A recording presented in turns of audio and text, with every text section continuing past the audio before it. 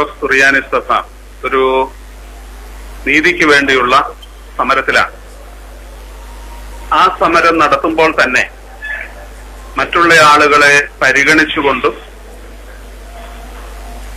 പൊതുസമൂഹത്തിന്റെ അഭിപ്രായം ആദരിച്ചുകൊണ്ടും ഈ രാജ്യത്തെ ഭരണക്കാരുടെ നിർദ്ദേശങ്ങളെ മാനിച്ചുകൊണ്ടും അത് ചെയ്യണമെന്ന ആഗ്രഹമുണ്ട്.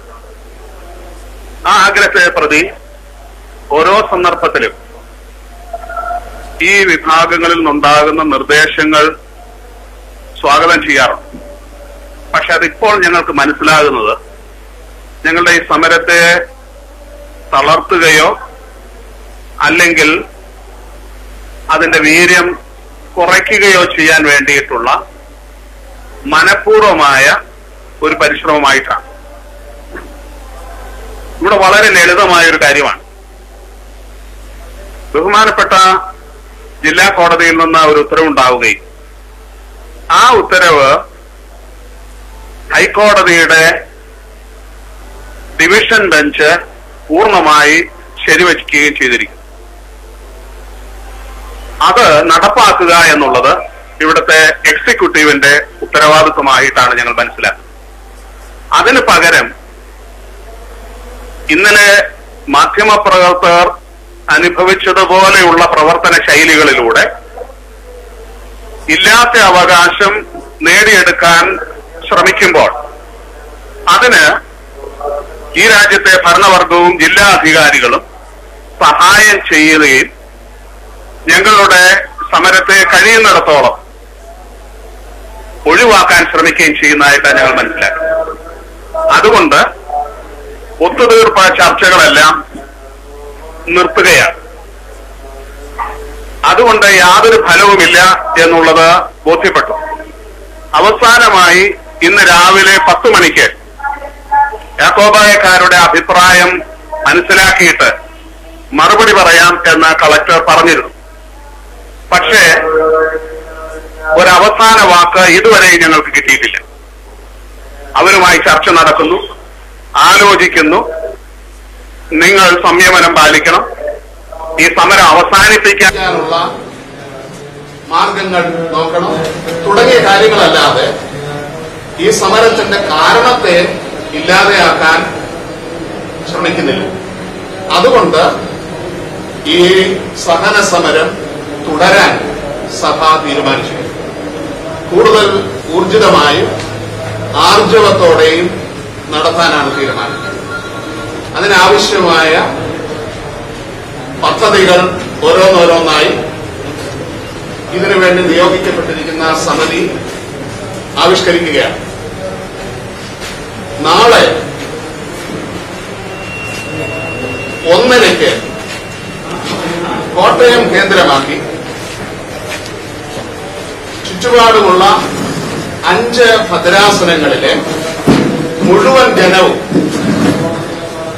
കോട്ടയം സെൻട്രൽ ഭദ്രാസനത്തിന്റെ ആസ്ഥാന പള്ളിയായ ഏരിയ കത്തീഡ്രലിൽ സമ്മേളിക്കുകയും അവിടെ നിന്ന് ജാഥയായി പരിശുദ്ധ ബാവാ തിരുമേനി വ്യക്തിപരമായ ഇടപെടലിലൂടെ ജയിപ്പിച്ച് ഇപ്പോൾ മന്ത്രിയായിരിക്കുന്ന ശ്രീ തിരുവഞ്ചൂർ രാധാകൃഷ്ണന്റെ ഓഫീസ് ഉപരോധിക്കുകയും ചെയ്യും. അക്കൂട്ടത്തിൽ ആളുകൾ ഏതു വിധത്തിലാണ് പ്രതികരിക്കുക എന്ന് ഞങ്ങൾക്ക് നിശ്ചയമില്ല. തീർച്ചയായും വലിയൊരു ജനസമൂഹം ഉണ്ടാവുകയും വാഹന ഗതാഗതം തടസ്സമാവുകയും ചെയ്യാം. അത് ഞങ്ങളുടെ ലക്ഷ്യമല്ല എങ്കിൽ പോലും. അതിനുശേഷം ഞായറാഴ്ച ആരാധനയുള്ള ദിവസമാണ്. അതുകൊണ്ട് വളരെ വ്യത്യസ്തമായ ഒരു ശൈലി അവലംബിക്കാൻ ഞങ്ങൾ ആഗ്രഹിക്കുന്നില്ല. മറിച്ച് ഞായറാഴ്ച അനന്തര സഭയുടെ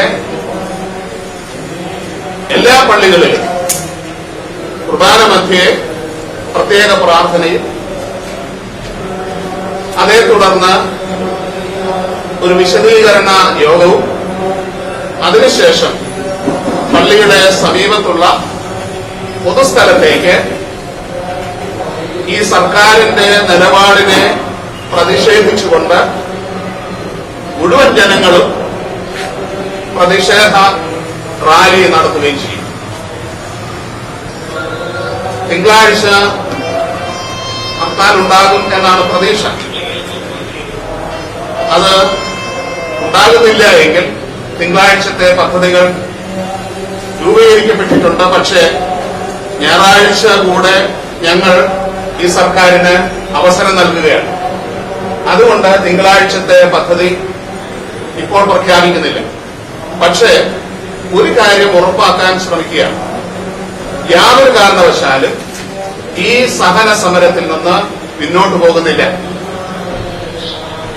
ഇത് തീരുമെങ്കിൽ നല്ല കാര്യമാണ് എന്ന് വിചാരിച്ച് സഭ ചില വിട്ടുവീഴ്ചകൾ ചെയ്യാൻ തയ്യാറായിരുന്നു.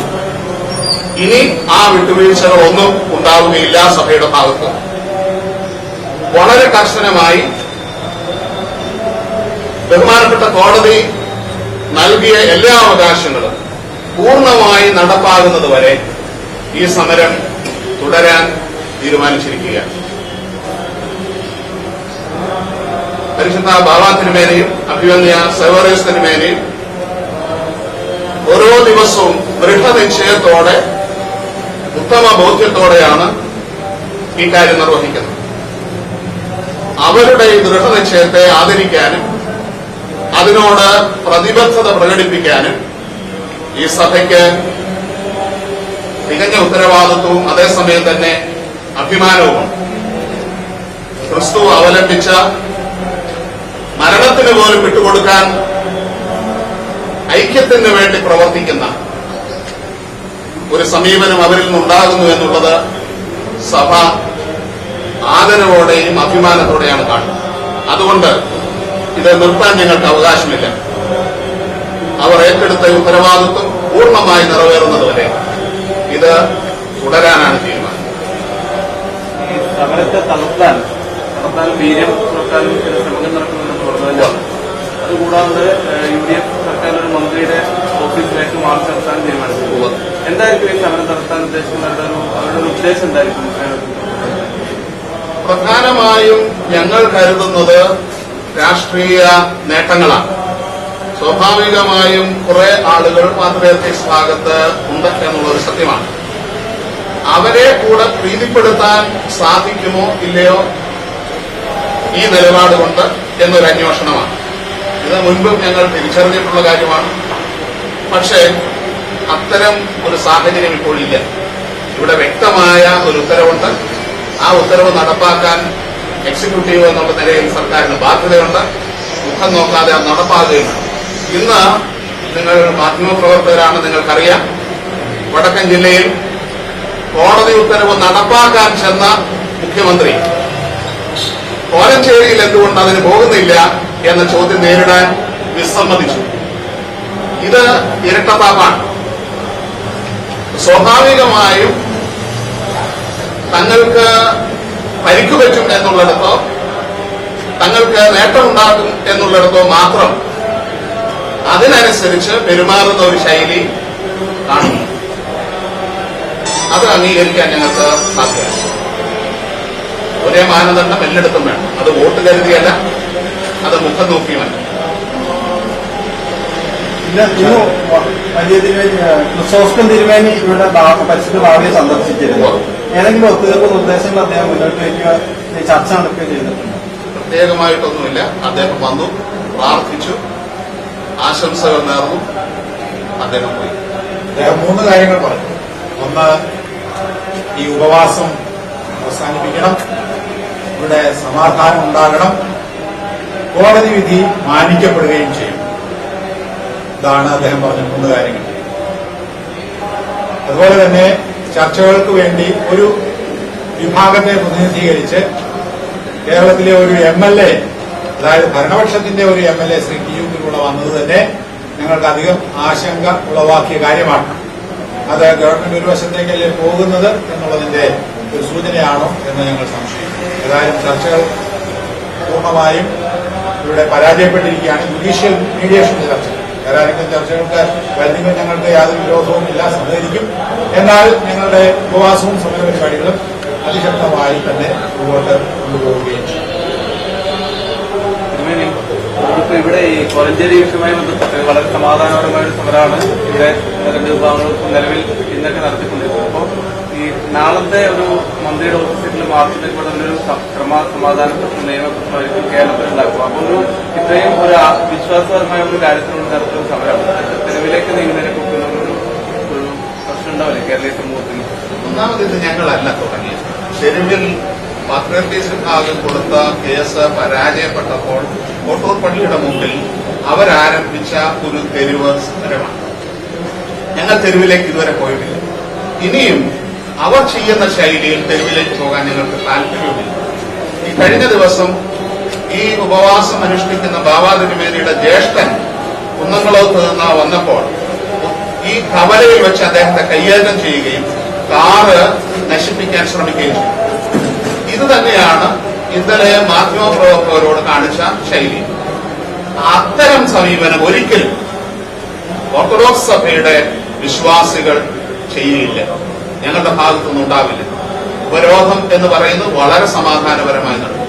പക്ഷേ ഞാൻ മുമ്പ് പറഞ്ഞത് ഒരു പക്ഷേ വാഹന ഗതാഗതം തടയപ്പെടാൻ സാധ്യതയുള്ള ആളുകളുടെ സംഖ്യ കൊണ്ട് അക്രമത്തിലേക്ക് നീങ്ങുന്ന യാതൊരു പദ്ധതിയും ഞങ്ങൾ അനുവദിക്കില്ല.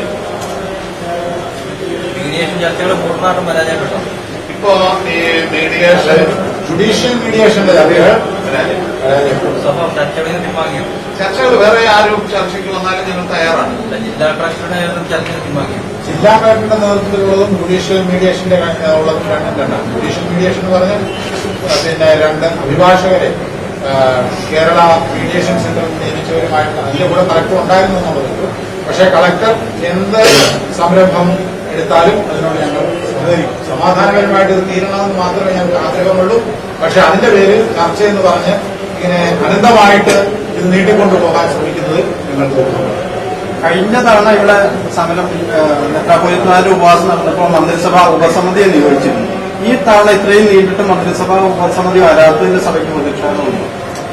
ഏത് മീഡിയേഷനായാലും ഞങ്ങൾക്ക് വിരോധമില്ല. ഇത് മന്ത്രിസഭാ ഉപസമിതിയാകാം, ഞങ്ങൾക്ക് യാതൊരു വിരോധവുമില്ല. പക്ഷേ ഈ മന്ത്രിസഭാ ഉപസമിതി ഉണ്ടായാൽ ഈ പ്രശ്നം പരിഹരിക്കപ്പെടുമെന്നും വേറെ ആരെങ്കിലും ആലോചിച്ചാൽ പരിഹരിക്കപ്പെടുകയില്ലെന്നും യാതൊരു ഉറപ്പുമില്ല. കാരണം കഴിഞ്ഞ പ്രാവശ്യം മന്ത്രിസഭാ ഉപസമിതി വന്നിട്ട് അക്ഷരാർത്ഥത്തിൽ ഞങ്ങളെ കബളിപ്പിക്കുകയായിരുന്നു. അതാണ് അവസാനം ഉണ്ടായത്. ഒരു ദിവസം ഇവിടെ വിശുദ്ധ കുർബാന ചൊല്ലി ഉപവാസം അവസാനിപ്പിക്കാനുള്ള പരിപാടി ചെയ്തു എന്നുള്ളതല്ലാതെ അവര് നൽകിയ ഒരു വാഗ്ദാനവും പാലിക്കപ്പെട്ടില്ല. പിന്നെ ഈ പ്രാവശ്യം ഇപ്പോൾ മന്ത്രിസഭാ ഉപസമിതി വന്നതുകൊണ്ട് പ്രത്യേക പ്രയോജനം ഒന്നും ഉണ്ടാകുമെന്ന് ഞങ്ങൾ വിചാരിക്കുന്നില്ല. അങ്ങനെ വരുന്നെങ്കിൽ ഞങ്ങൾക്ക് വിരോധമില്ല. വേറെ ഒരു കാര്യം കൂടെ പറയാനായിട്ടുണ്ട്. അത് ഞാൻ പ്രസ്താവനയായിട്ട് ഇവിടെ പ്രസ്താവന ബോക്സിൽ ഇട്ടിട്ടുണ്ടായിരുന്നു. അത് ഈ പള്ളിയിലെ ആളുകളെ സംബന്ധിക്കുന്ന ഭൂരിപക്ഷത്തെ കുറിച്ചുള്ള ഒരു പ്രസ്താവനയാണ്. 1631 കുടുംബങ്ങൾ അവർക്കുണ്ട് എന്ന് അവർ പറയുന്നത് തെറ്റിദ്ധാരണാജനകമാണ്.